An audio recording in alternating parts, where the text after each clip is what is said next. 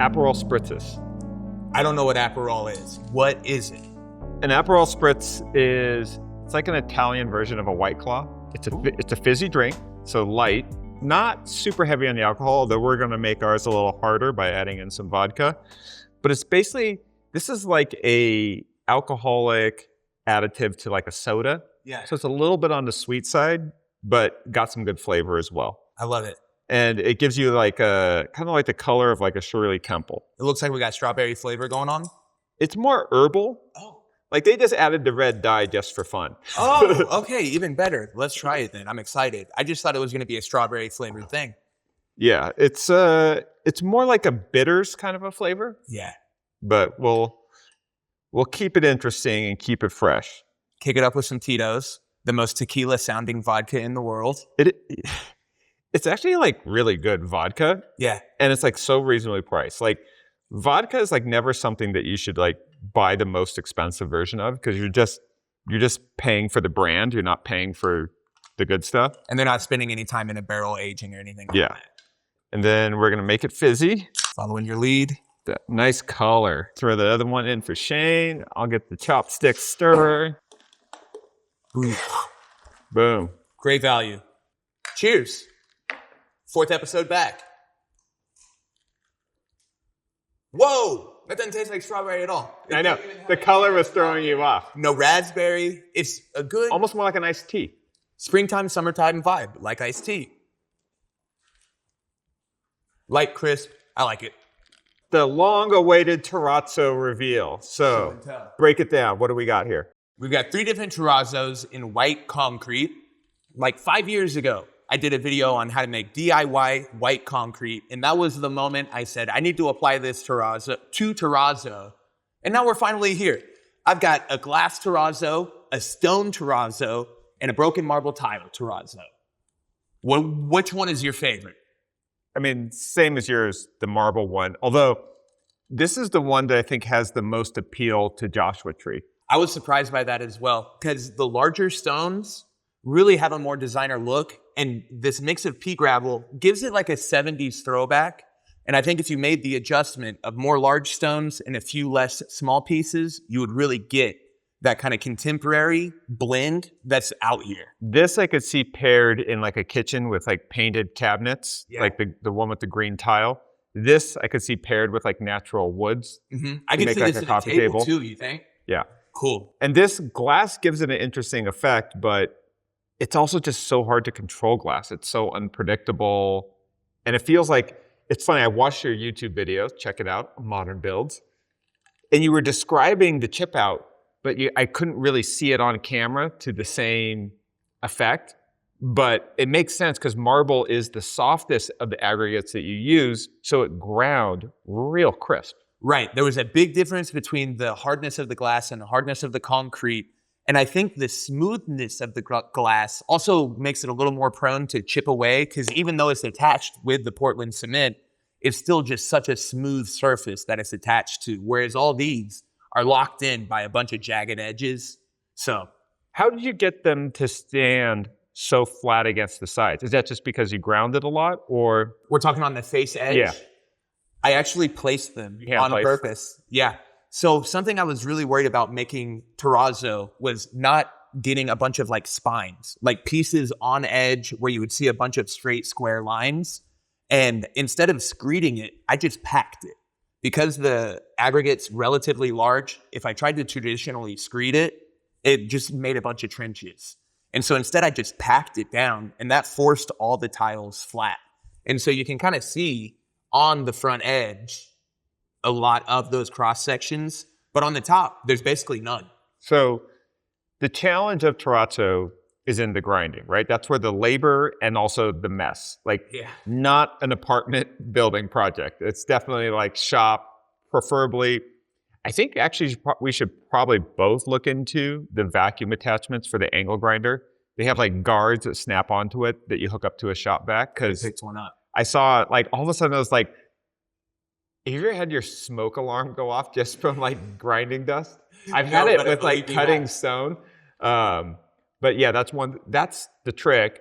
Wet angle grinding is also like something we probably should look into too, specifically for that, because you have better visibility when you're sort of grinding. You could actually, the wetness sort of shows you the color of what's actually happening. Big time. So relatively low cost for the materials. Super. The only thing that's expensive about any of this is white Portland cement. Have you ever noticed how expensive white Portland is compared to standard? Like $35 to $45 for a 90-pound bag? Yep, exactly. So that's really the expensive component to any project. There's only probably 2 pounds of Portland cement in each one of these? You're actually right. So concrete mix is a 3-to-1 ratio. Is that usually about what you do?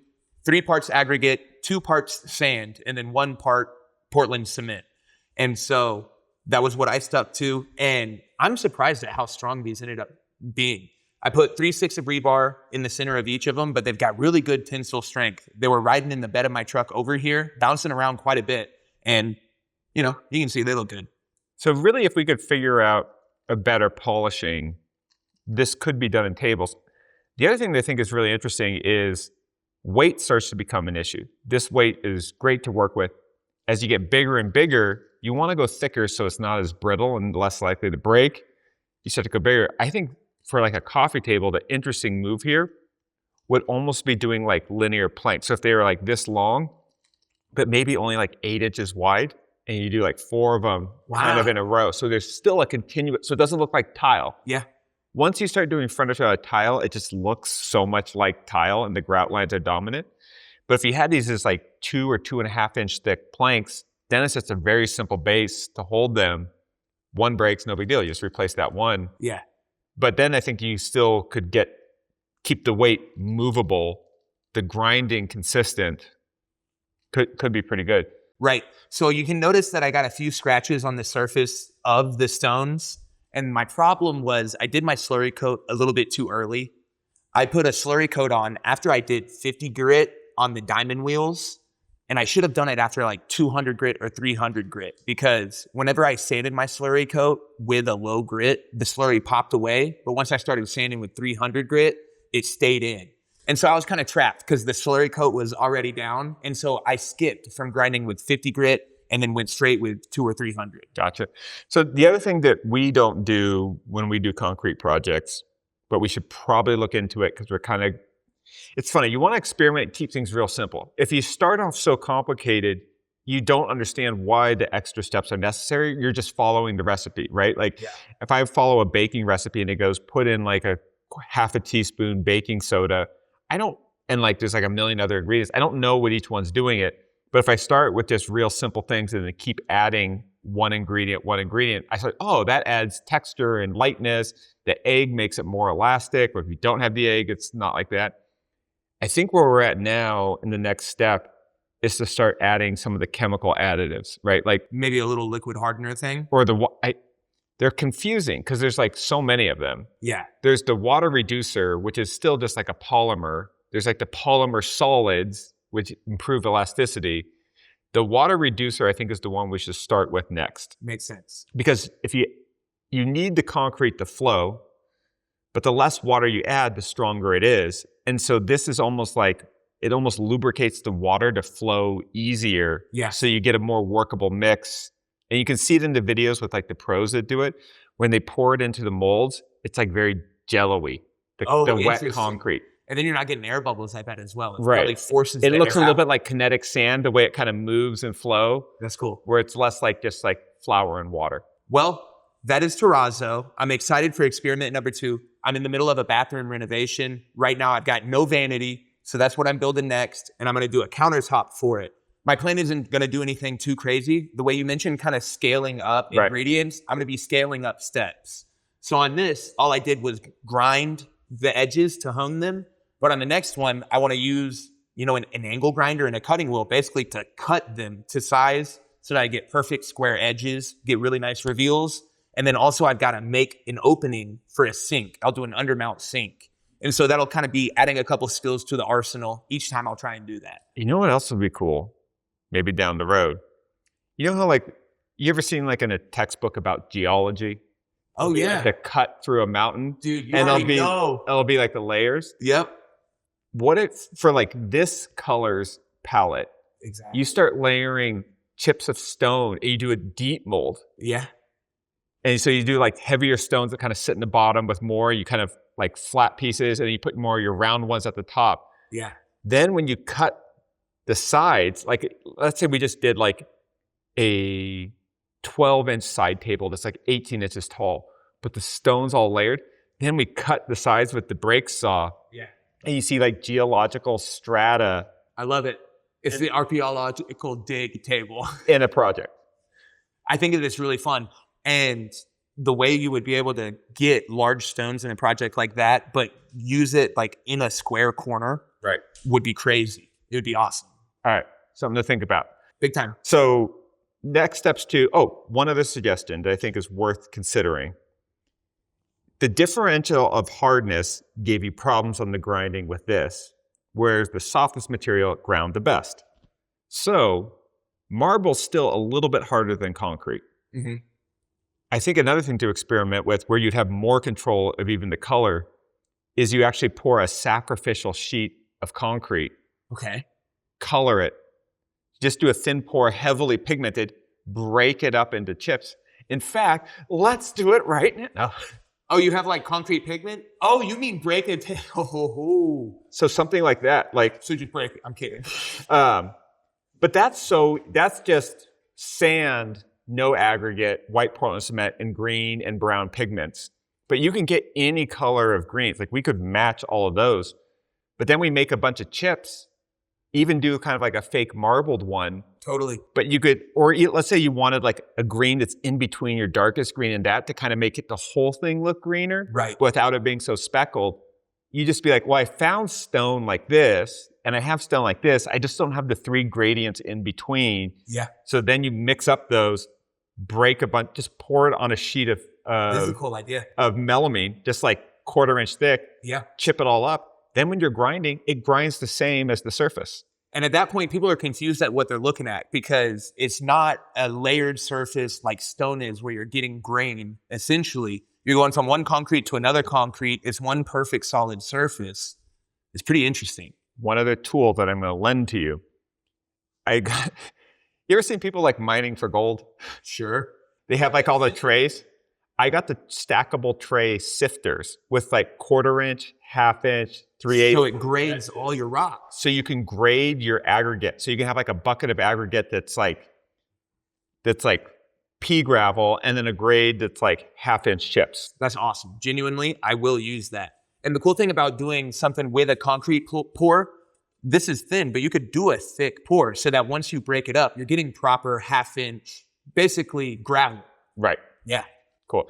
So speaking of materials and samples, this is what we've been working on.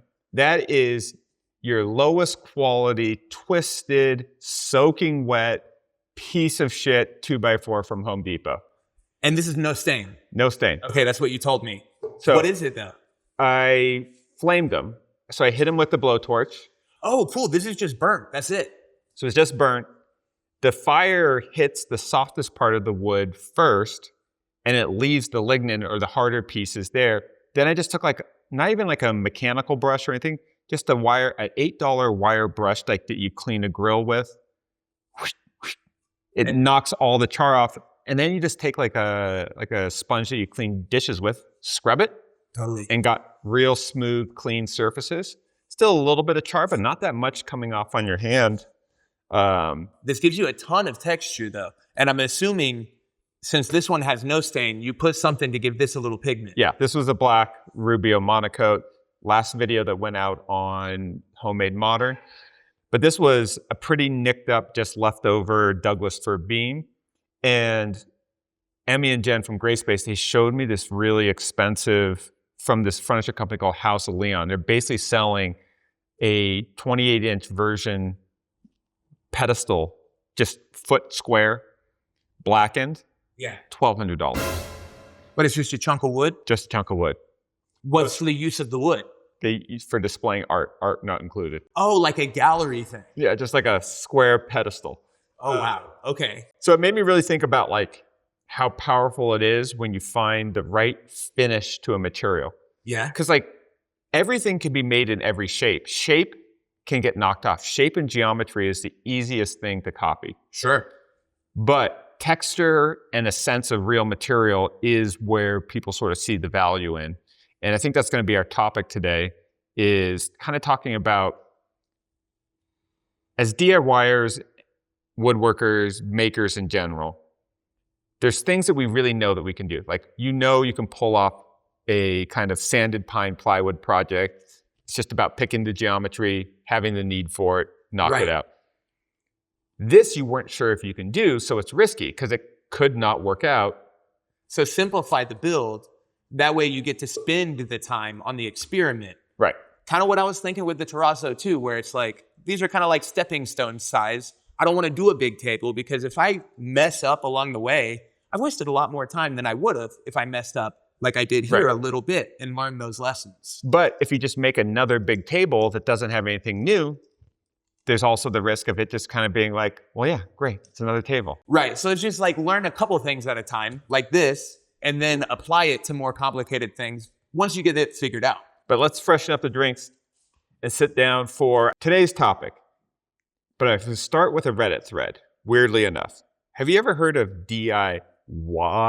I have, yeah. Unfortunately, I've been on it a few times, doing some weird stuff. Most memorable, like, posts. Well, I think my favorite one was the moon pad, because it's a weird project, big 20-foot circular lounge chair, middle of the desert. So it deserves to be on DIY. Right. What was awesome is that like most of the comments were like really like, no, I get it. Like, this is cool. It's weird, but it's unnecessary, but worth the effort. Now, some other ones I've done, not people were like, it fit the title much more. So I think what's interesting there is why people actually DIY or make something. And by DIY, we're including woodworking, home improvement, all of these things. Anytime you're exchanging your own labor for something that you probably could buy or couldn't afford to buy or just that. So I think the thing that I'm interested today, and it segues into you experimenting with Terrazzo. Cool. You could buy Terrazzo. Yeah. Terrazzo is freaking expensive. Not just as a material to buy, to ship it, for someone to install it, you're talking $100 to $200 a square foot for countertops. Right. Oftentimes when I see Terrazzo too, I didn't realize it until I started researching. What you're seeing is huge, thin tiles. Right. And so they're wrapping a countertop rather than pouring a countertop the way that I'm doing. And so that comes with really good installers that aren't cheap too. Right. So how this segues into DIY is if you make like a plywood coffee table, that coffee table better look pretty sick, because you can buy a perfectly fine looking, not plywood, but like melamine coffee table from Target or IKEA for probably right around $100. Right. The DIY aspect of doing it because I can't find a decent looking option cheaper is going away. Everything is so flat pack, direct to consumer now that you can go on Target, Wayfair, and get things that look kind of like a little modern. Right. That's why I would never make a DIY metal folding chair, because these ones are like literally $28 to $32 from Amazon. And you're not going to improve the design. I could not make a better version of this. I could make maybe one that looks more hipsterish, that looks more vintage, but not one that actually functions. I'd be using steel that's way too thick and heavy. I'd have to be grinding out the welds. And you're not saving any money. So I think what's really interesting is everything's getting more expensive right now. When things get more expensive, like going to restaurants in LA is crazy. Like it easily, not even like a super fancy Michelin star one, just like a nice neighborhood restaurant, you can be dropping like $65, $70 per person with kind of drinks and stuff. So that makes cooking at home a lot more sensible. Yeah. With home goods and furniture, it's really interesting because to have your bathroom retiled, more expensive than other. But to buy a flat pack piece of furniture, those have gotten really cheaper. Yeah. So when we think about where we want to put our kind of DIY expertise, time, and attention, I think the things like the Terrazzo make a lot of sense. Right, because you're appealing to the affordability, because some things still are really only designer. you're not going to get the Walmart.com version of custom terrazzo. Right. In the same way you're making these cool one-off sculptural stone pieces, you're not going to get that either. Right. This is why I think like the single best, if you only have like a drill, don't have a circular saw, don't have an orbital sander, but you feel like, you know, I want to build something. Maybe you moved into a new home, you want to make something personal. Mm-hmm. Tell me if you have a better idea than this. My recommendation, first time kind of DIY, first time woodworker, they're woodworking curious. Yeah. Slab table with like hairpin legs. Big time. Yeah. Right? You're getting cool material, so the end product is really nice. You're not necessarily getting ugly pallets. So, because some pallet projects look really nice. Right. But sometimes you break down some pallets, you sand the wood, and it still doesn't look that nice. Right. So you're not risking it. You're putting a little bit of money into the slab to almost guarantee a cool result. Which is why when I host dinner parties, I never cook lasagna. Right? Like, it's always going to be like, oh, I'm going to get a nice piece of meat, rice, some vegetables, because it's like I just have to cook the meat, rice, and then it'll be a perfectly fine, acceptable dinner. The ingredients doing a lot of the work. Mm-hmm. If I make lasagna, I'm like layering stuff, but then I overcook it, and the top layer is burnt, and the noodles are too al dente. Right. Disaster. Too many variables, and the end result, it's like a lasagna can only, I mean, lasagna is great, but it can only be so good. It'll never be like higher on a menu than, you know, a tri-tip or some nice like roasted chicken or something like that. Also, like lasagna is like really hard to plate aesthetically.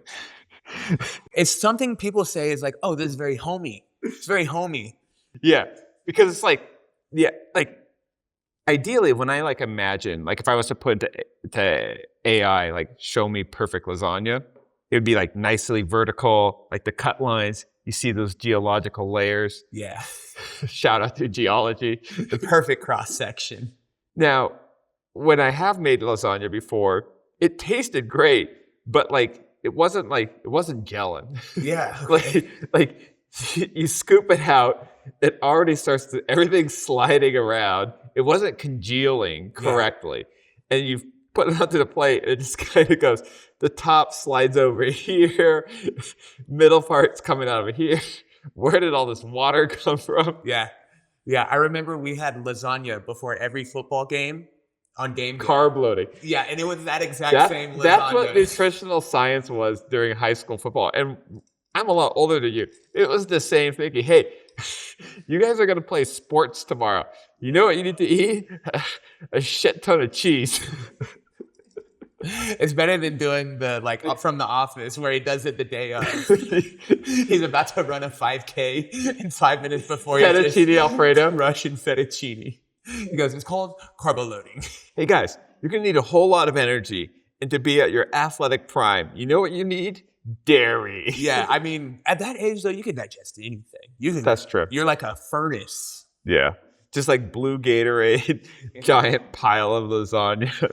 Yeah. Just think, like, you would just crush an entire pizza and then, like, go do practice. For whatever sports you're in, that's, like, what all kids did. So, like, I'm going to just eat an entire pizza and then sprint for an hour. Were they serving it in, like, the big, like, tinfoil containers? Yes. Yeah, it was homemade, but it wasn't winning awards. Okay. Segue, but I think this is something we'll both relate to. I think frozen pizzas are overrated, but frozen lasagna makes a lot more sense because it's like hard to get the texture right in pizza. Right. But if someone made a premium frozen lasagna that just every once in a while you like come home and like you don't want to mess around and it's all layered really nice and all you have to do is like, and because it could be in those like tinfoil things, there's no plastic involved but you just throw in a whole brick of lasagna. Yeah. I think the problem is it takes so long to warm up. Yeah, it does. Because like it's so thick. And you can't microwave lasagna well. This is like me a couple episodes ago with spaghetti. Yeah. It's something about food with a good cross section. You remember when it's almost like a 50s and 60s move, you would have a gelatin casserole and you would slice into it and there'd be all these different fruits and accoutrements. That was because they just figured out jealousy. I know. And think of how hype everyone was. And it's like, I've suspended all of these things. Yeah. And they would put it on like those like crazy vintage Pyrex looking things that were like opaque white with just a little bit of translucence and like little like olive green and like orange. It'd be like a fruit ring decor. Yeah, it would be a ring cake. Yeah. That kind of, you get excited over that like lasagna or no? No. Because they would put marshmallows and weird stuff in there. I know. I've seen some that are real freaky. But that does make me think of Terrazzo again. Whoa, because Terrazzo has that cross section. Terrazzo has those kind of like speckles inside of like a strata. You just need to put it into the form of a bundt cake. In the form of a bundt cake. You know the bundt cake? Yeah. And then do what with it though? Lamb? Oh, you could apply it. I think the hard part would be grinding to expose the aggregate. Yeah. But it's weird. Even with a random orbit sander, you can make a nice radius as long as you're going through the grits. Yeah. So it might be the same thing with a stone or concrete. Sandblasting would be the other interesting thing to kind of apply, right? Where I've never really gotten the sandblaster set up well and like dialed in. It just feels like, they take up a lot of space. But here out in the desert, I was thinking of, when you go and buy gravel and it's just like, they have those concrete blocks they stack to make like bays, and then they just like dump a truckload of a different color gravel in it. That's how I kind of want my sandblasting station to be, is I just build 3 concrete walls and there's a big pile of sand. Totally. You just hook the air compressor up and spray right from the pile of sand. Yeah. And you could use it and get texture out of wood like what you were doing with the burning. Yeah. You could use it just to clean up like steel before you weld it. It'd become in handy big time. I've just never figured out the right gun. I bought like a really cheap sandblasting gun. It didn't work great. Yeah. Got it all clogged up and it was just like... That experiment doesn't lead to the follow-up. Right. So back to the topic. We're getting a little loose on the Apperol spritzes, but... When is DIY even really worth it? Because there's some of those things, like a flat piece of furniture that is a cool looking coffee table that suits your need. And a lot of times you're DIYing to suit the need. Like, I need to spend not a lot of money and I need a good looking coffee table. And the internet is really trying to provide that. Yeah. And I think the other thing is shipping is crazy expensive. Sure. I just shipped a stone bench from here to South Carolina. It was for Ryobi threw a big party for a bunch of their creators. I saw some of your at posts. Like a gallery, yeah. Yeah. And it was $900 to UPS that there. Oh. And it's not like I next dated or anything. I just said, send it standard ground. Man. So that's where I think that's why flat pack furniture is the cheapest. So I think like the best things to kind of DIY. So my number one DIY for value would be slab table. Okay. 2 would be kind of like maybe tiling your home, but that's a little bit risky. Sure. Like tiling a backsplash versus hiring someone to do it. Yep. I think it's like a pretty good safe one. If you're first time kind of like tiling, I wouldn't do it for like a shower or a wet room or something. Too risky. Couple skill builders first. Yeah. Yeah. And then other than that, I think like the kind of power carving like a fallen log, or like working out like the big chunks of material, like the 4x6s, 6x8s, 6x12s, that kind of stuff. Right. Letting the scale, when it comes to those beams, be the thing that's really speaking to the people. And even though it's not walnut, cherry, oak, right, just the scale is enough to really get your attention. You're working one out here on the porch. The beast. What is it going to be? So that's for a museum in LA. Now, it's the project that's giving me the most anxiety right now. If I was making it out just for me, no sweat. Just like carve it out, do whatever I want. Standard DIYs. Yeah. Yeah, very standard DIY. But now... It's for a client. And they're really nice, but they don't give you like a good read on exactly what they want. And I did a rendering for it in AI. Cool. Because they wanted a whole bunch of options. And if I do manual renderings, those could take me like 2 or 3 days. One to model it, keep tweaking it, adjust the lighting in it. Totally. The AI renderings came out so good. Because you fed it a prompt that said, give me some freeform, modern, organic shapes? I actually fed it a whole bunch. I gave it my whole Instagram account. Okay. So I put in a link to my Instagram. I said, okay, This is me. This is all the work that I've done, right? So take special notice to the way I do curves when I carve things out of wood. Now, here's the dimensions of what I want to make, and here's like a hand-drawn sketch of it, and it should be about this size. Then I uploaded a swatch of material that I had hand-stained in the right color black. Cool. And I'm like, take this geometry from my hand drawing, look at all my previous work so you get a sense of how I carve things with curve. And that was for two reasons. One, because like that's my aesthetic, but more importantly, that's realistic with the angle grinder. I can't do super tight, intricate curves because then I won't be able to sand them in a time-efficient way. Yeah. So I wanted it to read what I've done before and use that as a geometrical basis so that it like doesn't make me a really cool rendering that I can't actually deliver on. Right. The rendering came out sick. I'll have to check out a couple. That's sweet. Actually, we'll unveil it right now. Let's do it. All right. Reaction time. So I fed into Perplexity Computer all of my previous work. Got it. And I needed a rendering for a client. And renderings take me so long to do by hand. So this is what it came out. And it's all based on my previous designs. And then I gave it some hand-drawn sketches and then a list of dimensions so it would know how to do the proportions. And it looks sick. It does. It looks like a picture of a project that you would do. I could believe you made this. Now, the scary part that's giving me lots of anxiety is the rendering looks so good that like I gotta kind of deliver on that. And that's like perfect photography, perfect lighting. And every once in a while, you're really working with the grain of a piece like that. And so you don't want to divert too far away from the original design, but you've also got to take a little bit of liberty knowing, oh, I can't put this carve out here. There's a giant knot. And that is either going to play right or it's going to play wrong. So when I was growing up in college and stuff, like producing renderings was just like amazing if you could do one that was halfway decent. It was so labor intensive. Now you just show it a bunch of examples and it's really good. But here's the thing. Like, I think it makes the finished product that much more valuable. Ideas become cheap, but execution becomes that much more valuable. Right. Right. So anyways, like it's kind of at the scary part. Like the shape is coming along well. Like I like the general forms. It's so freaking heavy that like every time I move it, it's like a struggle. Yeah. The other challenge is like big glue ups with construction lumber, you get gaps in between them. I believe that, yeah. And the rendering didn't have any gaps. So there's gonna be a little wood putty. Yeah. Little foundation, if you will. Sure. Whatever makes it work though, because are you planning on putting a really dark stain on like the render, yeah? I mean, it'll all come down to the wood putty. If I can figure out, I don't, and if it was one solid piece, but I don't think I could find a 7-foot long, 3-foot by 18-inch chunk of wood. Trees that big, they aren't letting us cut down redwoods anymore. Right. It just wouldn't exist, right? Too big. So I'm not embarrassed of the glue lines. Yeah.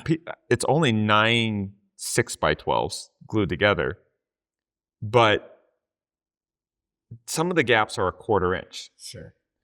And if I flamed it, everything would be fluid and all the grain texture, plus the grain wouldn't be like bookended or book matched or anything like that. So I think it has to be, I want some grain to show through, but I'm going to have to almost use like a thin paint or really heavy stain. Yeah. Really make it to where the visual texture that you're going to get out of it is doing more than the lightness and darkness in the grain. And it's all Douglas fir. So like Rubio monocoat, the black stain is pretty black. Yeah. But the lignin of the Douglas fir will show a little bit oranger through it. Got it. So it's tricky because I need to almost cover it. It can't look tigery striped. It has to look like black, but still show grain. So I might try like India ink first, or like a thin stain that penetrates and soaks, and then the black oil on top. I think that would work because India ink's a crazy strong pigment. You've used it a few times. I've used it a few times. It's surprising how strong it is. Yeah, but it's stressful. What I was thinking of whenever you were talking about the end grain having a little bit of a gap from the glue up, Have you ever seen where people will put like toothpicks into a door hinge so that the screw can grab? What if you made a bunch of toothpicks, essentially, shims of wood that you were able to stuff in there, and then you could kind of mix up a glue and sawdust filler that might stain a little bit. I think that's the right move, right? Like almost make like just cut a bunch of long slivers so you can kind of mallet in there, snap them off, sand them down. And you're only attaching those where you've already rough carved and you see the finish. You're just backfilling a little bit. Because the problem's been is I've been carving it with the chainsaw to rough carve it. Yeah. And the chainsaw is awesome. It's like so aggressive, removing material so fast. Sounds fun. But it cuts pretty clean through a solid piece. But wherever there's like an edge, there's a lot of tear out. And so if you're cutting through a four-way intersection where four beams are coming together, but they're not all perfectly touching, you get all this internal splintering that's kind of wedged in there. So it's almost like I got to stuff more toothpicks in around there with a bunch of glue to saturate and hold it together. I think it would totally work. And if it's mostly on the ingrained, I think it'll be pretty invisible. Maybe over time with expansion and contraction of the wood, you know, you build an outdoor piece of furniture with glue and you still will see it separate over time. But since this is a museum piece or kind of a gallery piece, you need it to look as good as you can while it's being displayed. And I think that might be the move. In a couple of years, you'd probably still see some cracks, but that might get it surprisingly nice. Speaking of outdoors, I think that terrazzo for outdoor projects would be insane. I'm going to figure out this terrazzo and I'm going to pitch a reset project. Yeah. I'll pitch one with the stones, like what we're talking about. Once I figure out how to make a terrazzo using natural stones, and I figure out either by getting a tile saw to cut, you know, cross sections, like slices of stone to be able to place, basically like stone coasters that I could individually place, or use the break saw and get like slabs of stone. Once I figure it out, I'll figure out what to pitch for reset. Because that would be a cool hotel piece for people to check out. Also, I think I'm working on a deal to get a really big 3D printer. Ooh. It can print 3 feet by 3 feet by 3. It can print a yard. Print a chair. Well, or a stool at least. Well, you could do a table this size, the form for it, all terrazzo, where it like goes like if we did like sections. Imagine this table, but more like a circular tulip kind of table where it goes 4 chunks, ratchet strapped together, throw all the stone in, layer in all the concrete, and then grind the top. Yeah. Even if you didn't grind the sides. You could though, maybe. Like what we've talked about before, I've seen grinder discs for countertops where it puts a bullnose roundover on it, just like you would for routing wood, but it's for honing marble, concrete, slabs like that. Yeah. So anyways, advice for people to kind of summarize it. Don't do DIY lasagna. Do DIY steak. I think a lot of times people would be shooting to DIY something that could look like it was in Design Within Reach, to DIY something that looks like it could come from Restoration Hardware. But what's crazy is the online, Wayfarers of the world, the in-person brick and mortar Targets of the world have made, knockoff those products, and they've made them really affordable. And so I think now, rather than trying to DIY to meet the coolest manufactured project, mass manufactured product, it's about making one-offs. Right. It's about making sculptural lamps. It's about making something like, you've seen this YouTube creator called Burl's Art. Yeah. He'll make guitars out of like colored pencils or the most absurd things that you can think of. And there'll never be a day where those are getting factory produced. No. So he'll always have a spot, whether it's making cool content people want to see or just making a custom guitar people want to buy. I also think on a personal note, like if you have like a strong visual sensibilities, right? Like you know your aesthetic, you know what you're into. I think coffee tables can be a really good project because they're small, they're easy to take with you when you move. You're not spending too much on material. It's one of the first things that whenever you have guests over, they see. So it's a great conversation piece. That's why coffee table books exist. Right. The other kind of, I think, profile that does really well with like gets a lot of satisfaction out of DIY are people that really have a specific way that they want their life organized. Yeah, sure. So if you're like kind of an OCD person, which neither one of us are, if you're like a person that like everything on your desk is like perfectly organized, you should actually design a desk that has the perfect organization for what you want. That, or it's like, if you're a real clean and tidy person, DIY closet renovation, lot of value. Totally. And you can do it all with sheet goods. Yeah. And that'll hit you different than it'll hit someone else. And so that's part of the whole DIY equation is where is my effort going to hit me the most? Right. You know, because it's not a one size fit all solution. Yeah.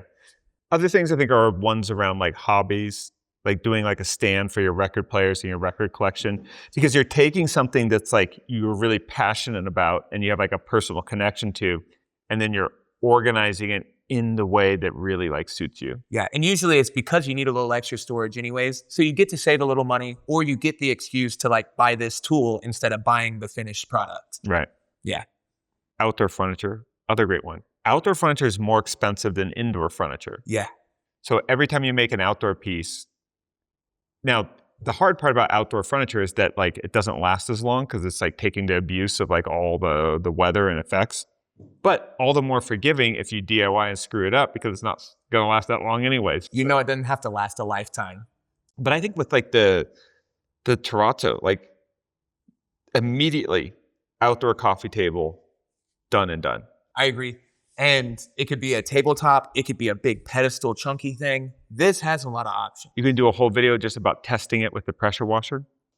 What do you think will happen? It'll kind of take away a little bit of the sand. And so, you know, sometimes where you have tile and grout with a little bit of a round over or negative space, you think it will get texture like that? Well, one, what did you seal it with?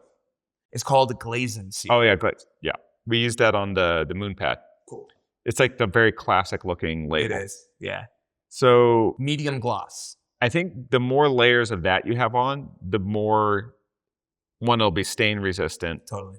But the pressure, really powerful, really close, might go through that. But from like a foot away, will probably be fine. Cool. Yeah. Well, we just got to keep doing more and more stuff. I'm going to challenge you for our podcast, Rocks and Sticks Challenge. Basically, I want to make a video where it's like homemade modern versus modern builds. And we just have the challenge of not really spending a bunch of money. Like the project is built out of sticks and rocks or big chunks of woods and stone. Yeah. And if you've got a, you know, everyone needs glue. Found and scrounged. Right. Like everyone needs glue. So we're not counting that. Or you need a little bit of Portland if you're making concrete. But the idea is like, go dig some sand, go find some rocks, and maybe make some terrazzo with it. That'll be mine. Right. If you're in a city, go look in a dumpster. Totally. And what are you going to find? IKEA parts. You could do some IKEA hacks. There's some people I know that really pop off on Instagram, and it's all them like going around New York, like finding discarded furniture and like turning them into something. But they're like very like hype beast, streetwear kind of style things. I know the one guy that does it, and he's got a real colorful apartment. Yeah. It's really fun. I don't know his account, but he's like the kind of guy that when they came out with those big gimmicky cartoon red silicone boots. Yeah. He got those and he turned them into a side table. Perfect. Yeah. But he'll also take something like just a basic kind of trash item, right, and upcycle it into something real cool. I know like in New York, like whenever NYU is like changing over their dorms, it's like you just walk outside and you can get just anything you want. So maybe that's the move. Getting more beverages, getting some wine. Keep rolling, Shane. I've got it. I know my obsession. It's going to be almost like we're beating a dead horse. What do you got? It's rocks and crystals. I'm learning about different rocks. And geology. Yeah. Can I tell you a couple of my favorite rocks? What are your favorite rocks? All right. You got to check out desert jasper. I've seen desert jasper. It's quite good. All right. So we got a picture up here, but it's this perfect blend of earth tone red browns, but you get these pops of light blue in it. And you can see it's awesome. I want to definitely do terrazzo out of that. You know where they get that? Only one place in the world. On the shores of Madagascar. Oh, we're going exotic here. Right. And I found a bulk wholesale like crystal guy. Like basically if you got a rock shop, I found the guy that you order your rocks from. And so I'm going to be putting in a big order of that and another one I bet you know of, rose quartz. Yeah. Rose quartz is cool, right? Rose quartz is nice, but it'll be harder for the terrazzo because quartz is one of the harder stones. Got it. So you're going to get a big difference between the hardness of the concrete and then the hardness of the stone. I think the ones that marble, I think makes a lot of sense. Oh yeah. Travertine, even the softer version. I think it's a variation of marble. Sandstones and limestones are really interesting. Yeah. Sandstone's interesting because the colors are kind of more similar. Like I have some Sedona red. Yeah. And you can actually crumble that up and use it as pigment.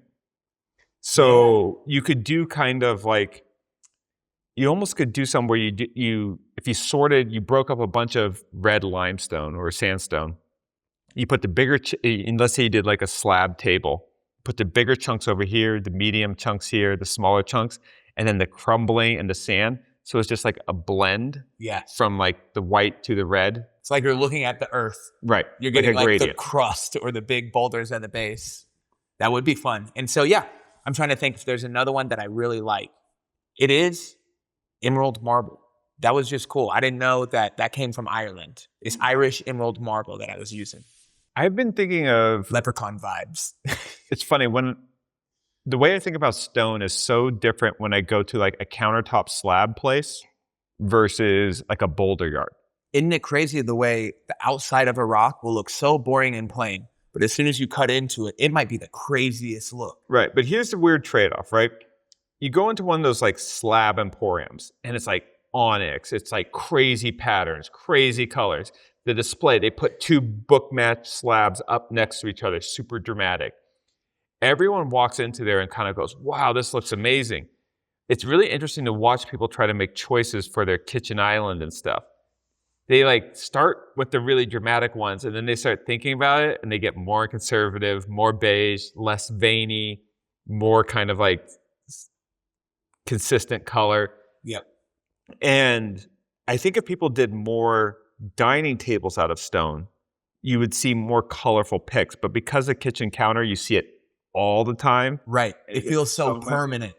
It feels so aggressive to go with a dramatic color.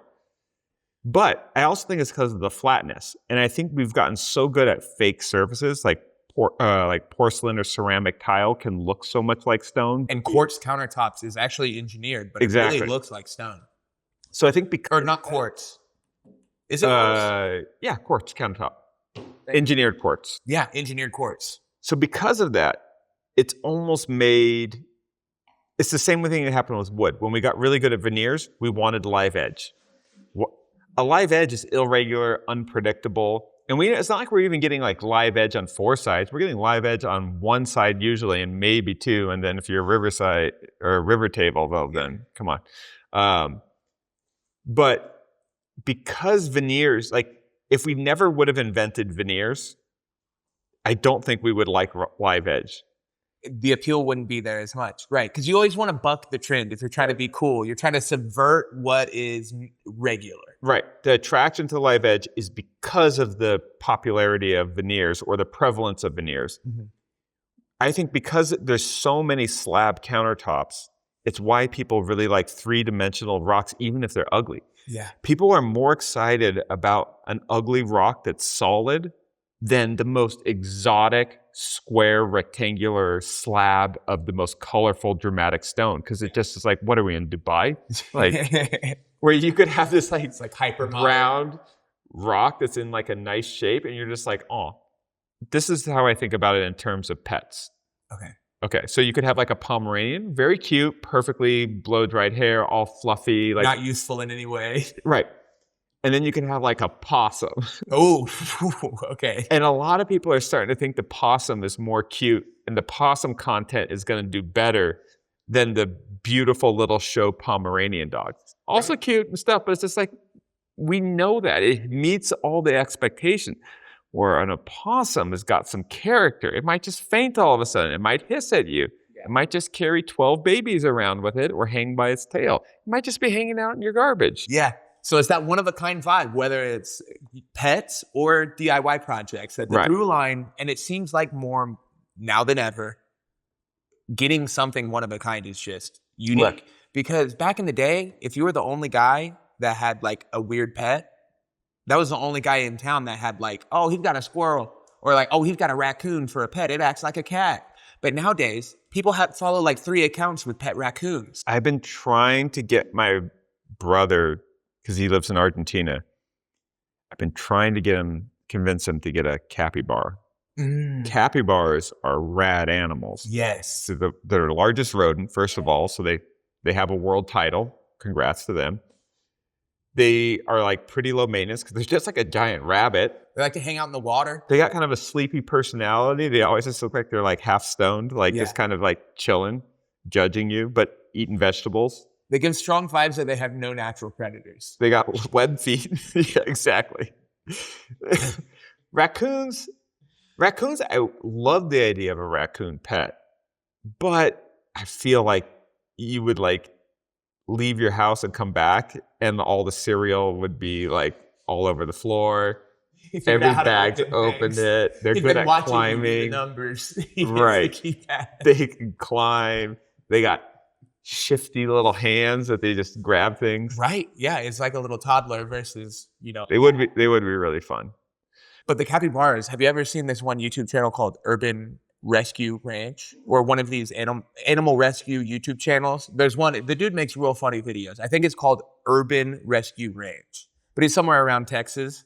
And you know how Texas, you can have any exotic pet you want. There's like no laws around like zebras, lions, tigers. You can have it all.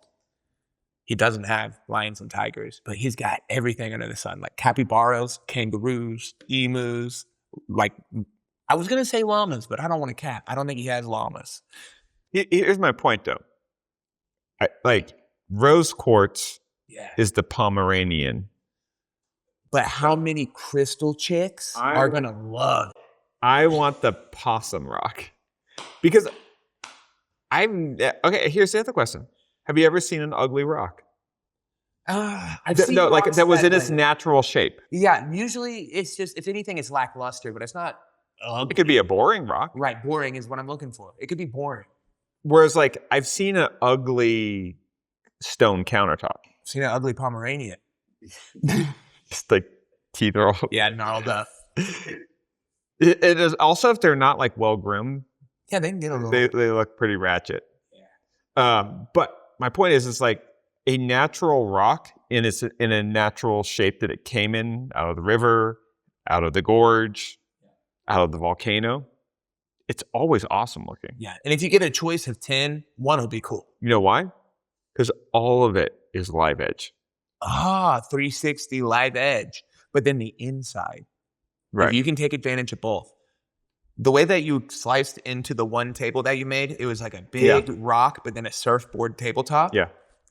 If there is a way of seeing that cross section somehow, maybe even like a weird pedestal or something. Yeah. That would be fun, because then you're pairing that really honed, finished, polished surface, but then the live edge of the stone. That's something you didn't capture in the Terrazzo video that you got to do in the next one. So you've seen with like people's sawmill guys. Yeah. They saw it and then they spray it with a little water and it brings out the color. You're right. Same thing. If you're grinding rocks, right? So it's going to get really dusty. When you start, it's going to be that. Yep. You got to have some water on hand. So you don't grind. You were like locked in. So you're just grinding, switching sandpaper, grinding. Yep. You got to grind just a little bit. Reveal. And then give it that little dash of water. I love watching Matt Cremona cut slabs. Spray, yeah. Yeah, I'll just have it on in the background, but whenever he dumps shout out the to water Matt Cremona. Yeah, because he'll just have an hour-long video cutting slabs, and I'll have it on in the background. Like, I'll be doing tasks, and every once in a while I'll be, ooh, look at that one. Like, that one's nice. Okay, my obsession. What have I been into? I have no idea. Do you know, Shane? Powder coating torches. So my obsession has been how to texture cheap materials.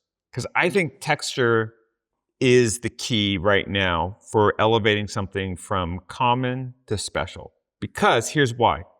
We have printing technology unlike we've ever had before. So we can print any wood grain onto plastic laminate that looks better and better. I mean, go look at like the flooring, the laminate flooring options at just Home Depot. Totally.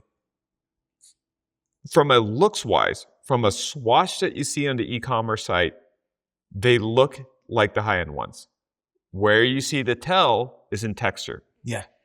Texture is the thing that you can't deep fake. Texture is harder to deep fake than color, pattern, and surface. And when you get it right, it can make you believe that an engineered floor is real wood because you're feeling it and it's convincing you. So if I'm thinking where I want to invest research and development into being a better maker and learning new techniques, it's into texture. Developing good ways to texture different materials, I think for someone that's a professional maker, has the highest ROI. Right. Because shapes are copyable. We can 3D print any shape. CNCs can cut a lot of shapes. We can print a surface. We can find a laminate or a paint color to match any color or pattern. What's really hard to replicate is authentic texture. You've got a good point. And something that it made me think of is related, but not perfectly. I was watching YouTube shorts and I saw this European contractor making content. And what they did was a custom... What kind of European? We talking Italian? We talking French? Couldn't tell you. No clue. Are you speaking English? No voiceover. It was just a build. But what they did was this huge entertainment built in. But everything was made out of MDF with a laminate on top. Basically what IKEA uses or any of the standard kind of just like, mass-produced items. So he spent all the time doing all of these custom cuts, building a whole bookshelf entertainment system. But at the end of it, it really does look like the coolest thing you could buy from IKEA. Right. And I almost feel bad for saying it because it sounds like I'm doing a dig at him, but all of the finishes look mass-produced. And that's exactly what he was going for, but it's not the heart of what we've been talking about. Yeah. He's the labor. If you're so good with creating geometry out of prefabricated things, right? So if you have the perfect track saw set up, the great panel saw, you're a skilled craftsman, you got all your jigs set up, you know how to brace things. And then so good at edge banding, making it look perfect. Look, it's hard for me to make a perfectly square cabinet box. Right. Why I love open shelving, right? But I refuse to focus my time towards something that I feel like a robot can do better than me. So interestingly enough, I think there's a parallel here in the content world. One of the reasons why I think live streaming is so popular right now as like a content format is because it feels inherently human, because there's the mistakes there. There's, if you will, there's a texture to it versus a highly produced thing. Yeah. And what AI is allowing to happen, it's allowing polished things to be copied faster. Ooh. So it's creating value in the human texture of a bumpy, weird thing that feels authentic. Right. And so this idea of like no dead air is kind of the thing that makes a stream kind of feel authentic. Or if you're listening to a 2-hour, 3-hour podcast, if it was edited to where there was not a single silence, the way you would edit a 10-minute YouTube video, right? I think you might kind of get a little bit of, This is why we leave in all the dumb things that we say. Right. That's why we leave in all of our questionable flubs, if you will. Anyways, thanks for watching. We love being back. Yes. And right now, Chris is doing a challenge with Rockler. He's putting it on. Go to his Instagram, 4 Eyes Furniture. We will be doing a Rocks and Stones challenge in the near future, but we definitely don't want to overlap. And so participate in it and make sure to show us some love. Yeah. Cheers. Cheers. Bye, everybody. Bye.